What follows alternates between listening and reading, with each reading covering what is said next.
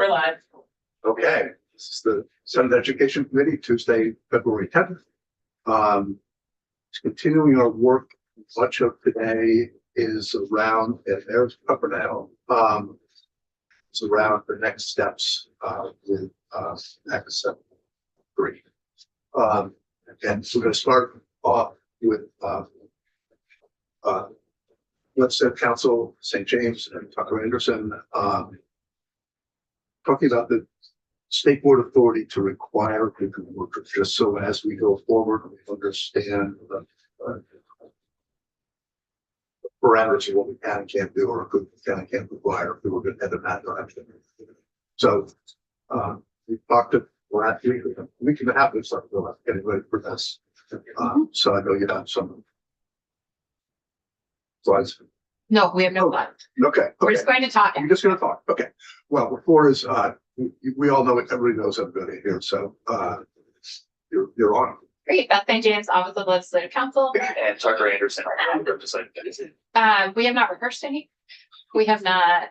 We just bring our fine legal minds to you. And I think we're going to talk a little bit more generally than just state board authority and talk more specifically about separation of powers, what's a legislative power, what's an executive branch power, and how do those two different powers interact and complement each other.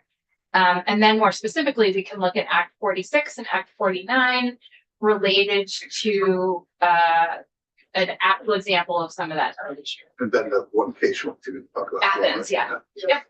Okay. Who do you want to start? Oh, you should absolutely start.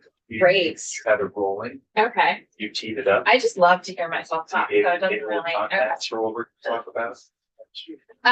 So as you all know, because you see me all the time, I'm your education policy attorney, and Tucker is Government operations, municipal corporations, Government.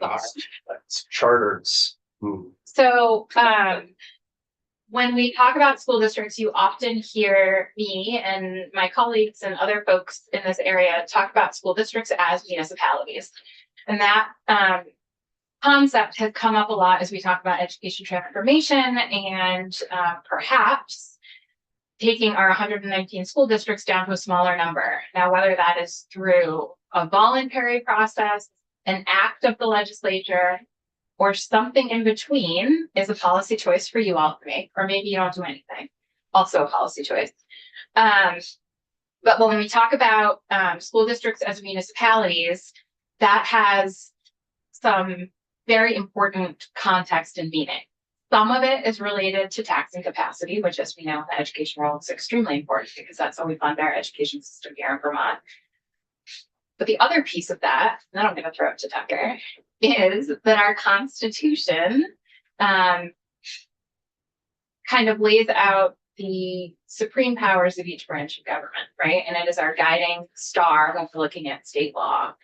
And so you all are the legislative branch who writes the laws. That is your power. And then the executive branch executes the laws. But sometimes you need to give them a little guidance. And sometimes what they need to do may look like they're trying to exercise a legislative power.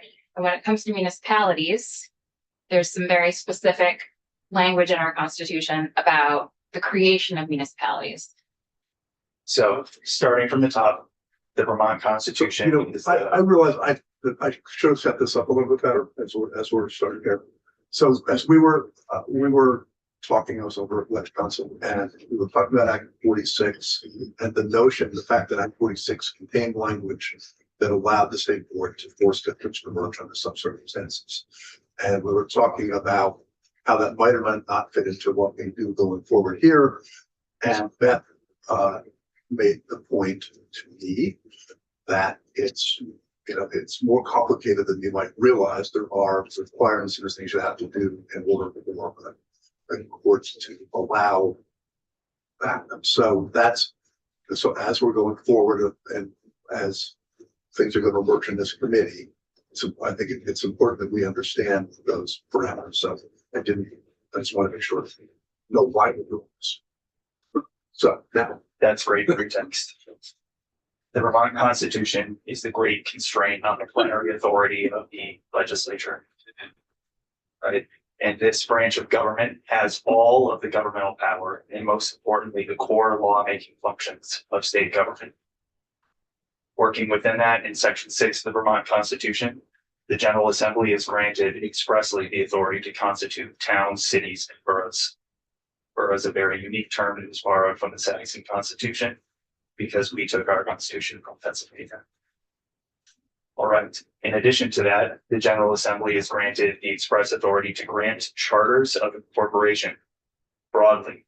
That includes governmental corporations and non-governmental corporations, subject to Section 69 of the Vermont Constitution, which was adopted in 1937 to restrict the application of that legislative authority and ensure that special laws creating corporations could only be used to constitute municipal corporations, educational corporations, reformatory corporations, and other similar private eleemosynary corporations.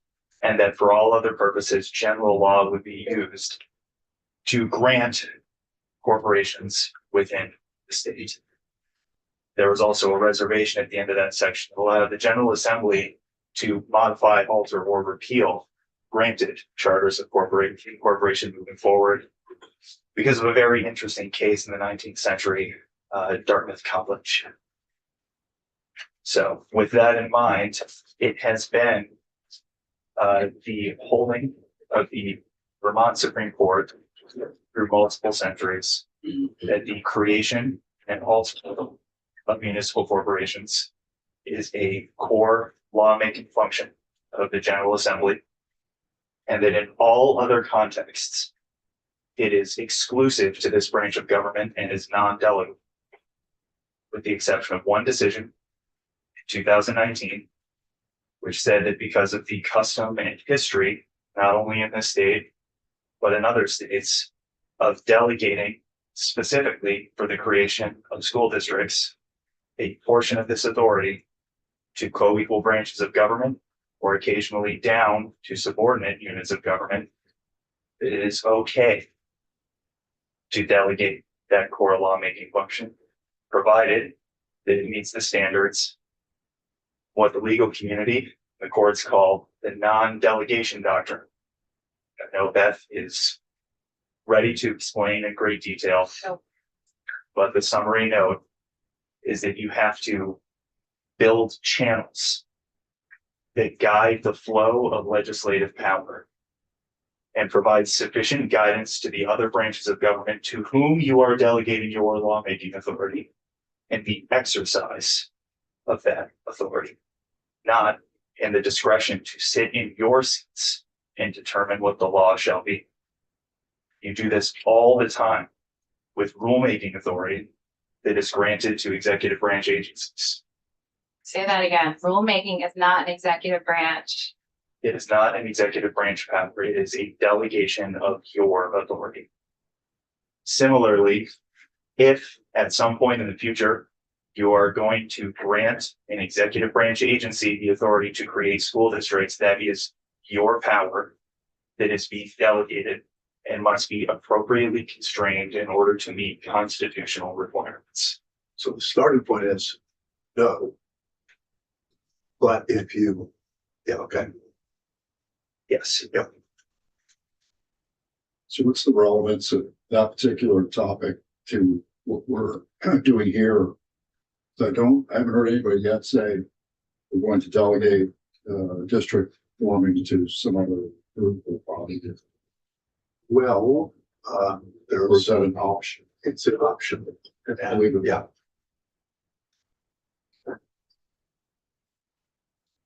My turn. Of course. Whenever you want. So Act 46, we did a high level overview of it last year, was a culmination of many, many years' work on behalf of the legislature, trying to put incentives, directive feelings out into the field to say, talk amongst yourselves and form larger school districts, consolidate, right? We started in 2010 with Act 153, and then in 2012, we had Act 156. And there was direction from the legislature to the field on what they should consider when they were exploring mergers amongst themselves, size of the districts, operation structures of the districts, et cetera. And then it provided, each of those acts provided different incentives if you were to meet different goals. And then we ended in Act 46. We didn't really end in Act 46, but Act 46 is what we all talk about. We talk about school district mergers and how we arrived at our current governance state. Act 46 said, here's our preferred governance structure. That's actually the phrase that the legislature used. Here's all the criteria for that preferred governance structure. Here's some incentives, talk amongst yourselves. And if by a certain date you have not merged, then the Secretary of Education is required to look at the landscape and give a report to the State Board of Education on anyone who hasn't merged and whether there needs to be a merger to meet the goals of Act 46. And then the State Board of Education took that recommendation from the Secretary, did their own analysis, and made a determination of where there were school districts that needed to merge in order to meet the goals of Act 46. As Tucker has already walked you through, merging of a school district is the creation of a municipality, and that is a core legislative function. And so the state board created some new school districts, right? I think you hear the term forced mergers or state created school districts. And some folks were not happy about that. And so what do we do in America when we're unhappy about something? Why do we have jobs? We do.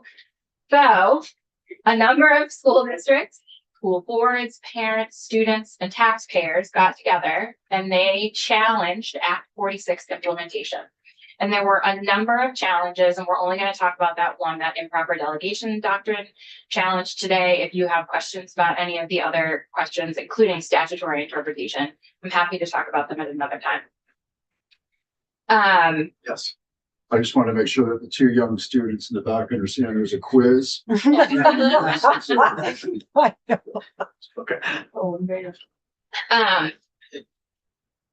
So one of the arguments the plaintiffs had was, wait a minute, you're creating municipalities, you're creating school districts. These were school districts who said, we are not merging. And the state board said, yes, you are. And here is your new legal entity. That's a core legislative function. That's improper delegation of a legislative power. And as Tucker talked about, the court went through the history of the state board's role in school districts governance, including the fact that for many, many decades, our State Board of Education was required to essentially sign off on voluntary mergers, approve articles of agreement. The court also spent several paragraphs discussing the historical difference between incorporation of municipalities and the creation of school districts, and how those aren't always one and the same. And so they're kind of, making some wiggle room for themselves over whether this is truly a core legislative power to create a school district, even beyond whether there was proper delegation.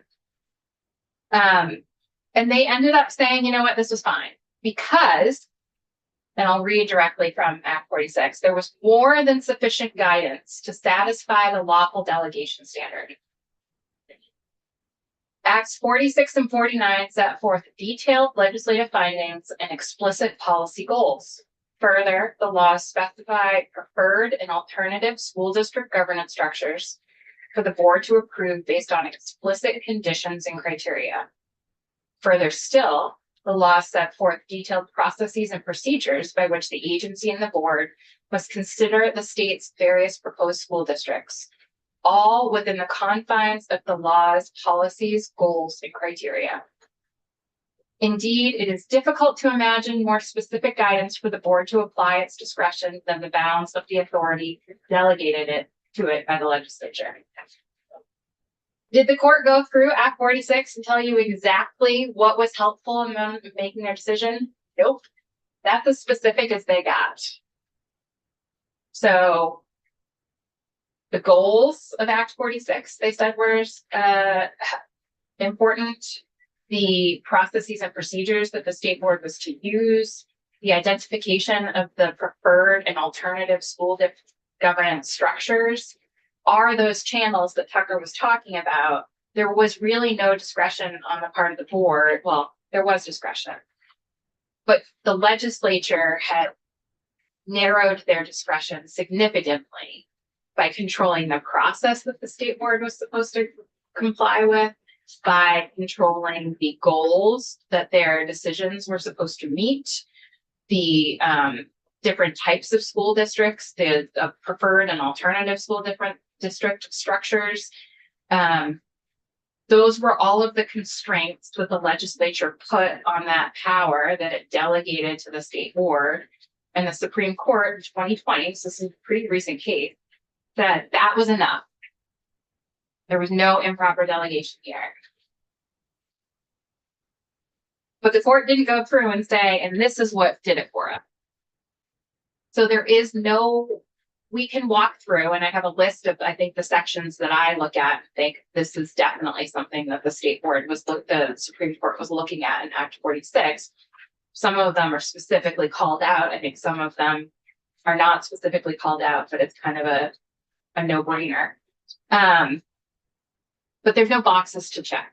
It's not, if you just say this is the average daily membership of school districts, state board, put them all together. That's not a box that you get to check. It's the totality of the circumstances. It is everything that was in Act 46 and the follow-up to Act 46, Act 49, which provided more detailed guidance on the process. That is what allowed the Supreme Court to find that this was not an improper delegation.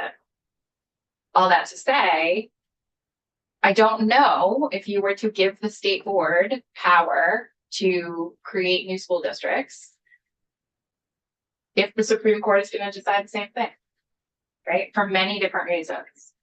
One of them is it depends on what your legislation looks like and how much direction you give with that delegation. The other piece is we have a new Supreme Court, right? If it was the same 5 people for the last 20 years, then we could see this trajectory.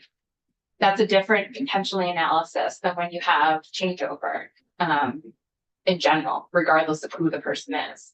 So there is no way for me to sit here and say, yep, this is exactly what you have to put into legislation in order to pass muster.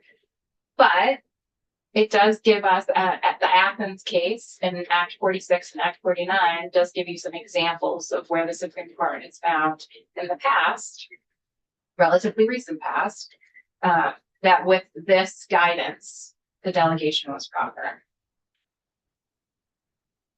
What else When should we you go say? to your delegation, it has to be, the guardrails have to be pretty specific of what you're allowing. Here's the Yeah. fun thing. It's all what your policy goal is. If your goal is to create chaos, then don't provide any guidelines. Right? Yep. If your goal is to pass legislation that achieves your goals, including being upheld by our highest court, then yes, it's the same. I think of it as the same, and correct me if you think differently, but I think of it when we think about rulemaking as well. I don't think we talk enough about the direction that you should be providing to the executive branch when you are delegating rulemaking, or when you are asking an executive agency to reopen rules. That's a policy decision on how specific you want to be, but if you are looking for a specific outcome, you should be very specific in your direction to them, your legislative intent. And an important note here, Beth was talking about the composition of our state Supreme Court, but it's important to note that just since the time that Athens and its predecessors were decided, the U.S. Supreme Court has changed direction on its analysis of delegations of legislative authority in multiple cases. And these standards are becoming more and more strict over time for just how much legislative authority can be delegated to administrative bodies, and what these standards of definiteness for the underlying statute need to be in order to pass constitutional muster. That hasn't quite trickled down to the state level yet, but you should expect that because many of the decisions we're talking about are based on standards that were developed in the 70s and 80s at the US Supreme Court level, that eventually we will get to the point where now that those have been clarified or partially overruled by the US Supreme Court, that our standards of definiteness and our non-delegation doctrine will start to match what has been adopted at the US Supreme Court level. It's a living, the law is a living, breathing thing. So you brought up it starts as a no, but it gets to a yes. And what I would point out is that what Beth just went through, there are two components. First, is this even possible? Can you do this under our constitutional framework? And Athens says, yes, it's possible. And there, Athens, as I pointed out, is a bit of a loner in the history of decisions around this. And if you read the opinion, it is interesting that many of these citations that you see are not to cases. They are definitely not to cases within our state or even within our federal jurisdiction. They are to secondary sources, including McQuillan's Encyclopedia of Municipal Corporations. And if you go to what's cited in McQuillan's and look through the footnotes, they are all home rule states with constitutional provisions that are very different from Vermont's. So it is still in some ways susceptible to challenge in the future. And certainly, although Athens is binding on these questions, there's room for argument in the future. And the one thing that was not tested in Athens that I always throw out there for committees that are dealing with general law incorporation of governmental entities is that you have to keep an eye on the charters.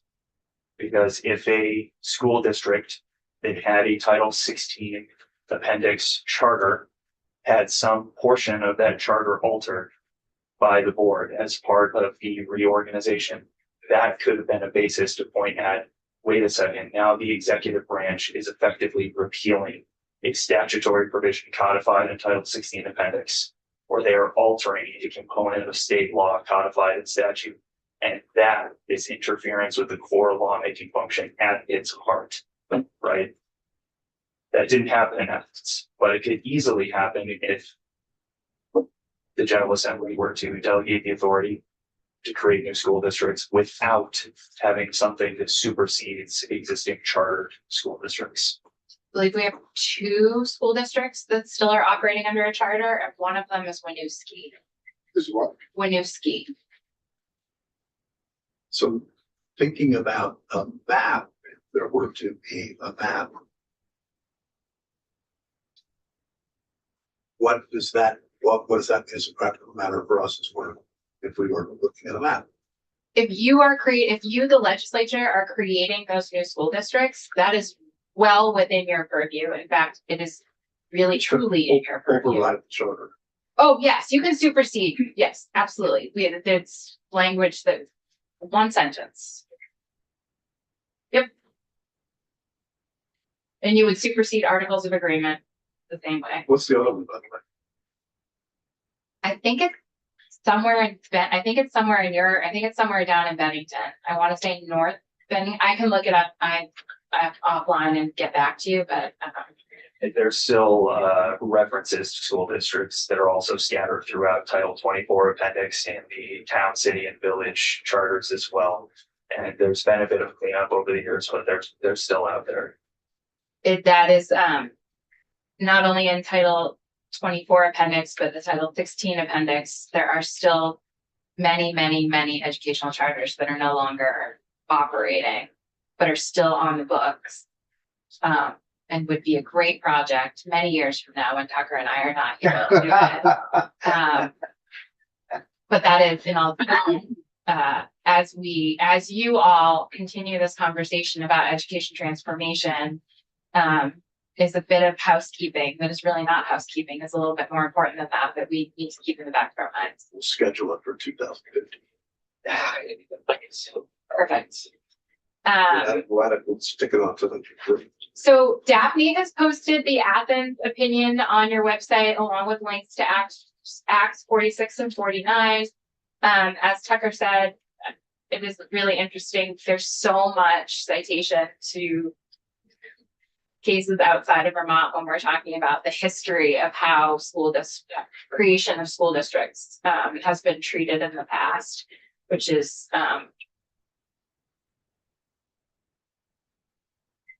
to me, it means that this is an area of case law in Vermont where if you want to look for something Yeah, there's a dearth. that's for your position, there's a dearth of authority in either direction, right? Because we're not operating with a lot of Vermont case law. So if your goal is one thing, and there's a history of relying on cases outside of just our state, but also our federal, Second Circuit, you're gonna be able to find that argument. Well, I think the case gives us at least some guidance that we should be thinking about. Yeah. And if you do get to that point, we can look at, I've made a list of, the specific sections in Act 46 and Act 49 that I, assuming the court was looking at, and we can look at how detailed those get. For examples, but again, this is not a checkbox situation. It may be that it ultimately depends on what your goals are and how do you give the appropriate level of guidance to whatever administrative body you have tasked with carrying out meeting those goals.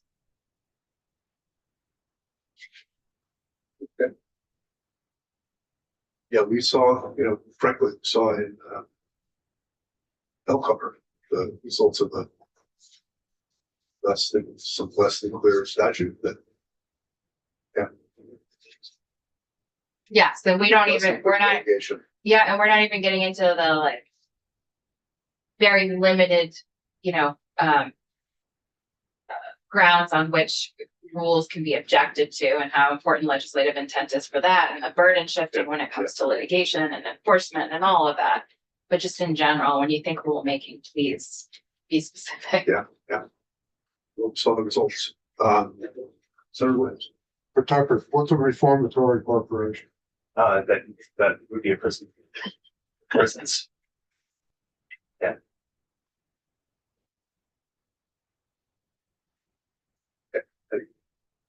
Any other questions? Thank you. Thank you all. Thanks. So we actually don't have anybody until 1:45. What else later?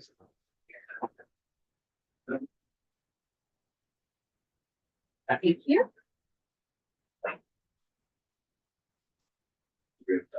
Yeah, we can go on. We can go on, we'll be back in 10 minutes.